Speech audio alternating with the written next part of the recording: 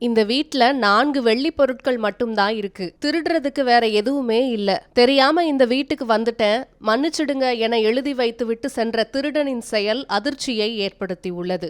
சென்னை புழல் அடுத்த விநாயகபுரத்தில் வசித்து வருபவர் ராதா. இவர் கணவரை இழந்து தனியாக வசித்து வருகிறார். கடந்த 4 நாட்களுக்கு முன்பு தீபாவளி பண்டிகை கொண்டாடுவதற்காக ராதா கொளத்தூர் பகுதியில் உள்ள தனது தங்கையின் வீட்டிற்கு சென்றுள்ளார். இந்நிலையில் 4 நாட்கள் கழித்து நேற்று இரவு அவர் வீட்டிற்கு வந்துள்ளார்.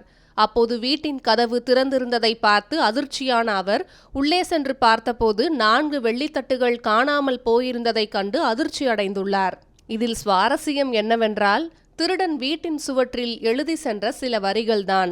இந்த வீட்டில் 4 வெள்ளிப் பொருட்கள் மட்டுமே உள்ளது என்றும், திருடுவதற்கு வேறு எதுவும் இல்லை, தெரியாமல் இந்த வீட்டுக்கு வந்துட்டேன், மன்னித்து விடுங்கள் என்றும் எழுதி வைத்துவிட்டு சென்றுள்ளார். இதனை அடுத்து புழல் சரக உதவி ஆணையர் சம்பவ இடத்திற்கு நேரடியாக சென்று விசாரணை மேற்கொண்டார். பின்பு காவல் ஆய்வாளர் தலைமையிலான காவல்துறையினர் திருடனை தேடி வருகின்றனர்.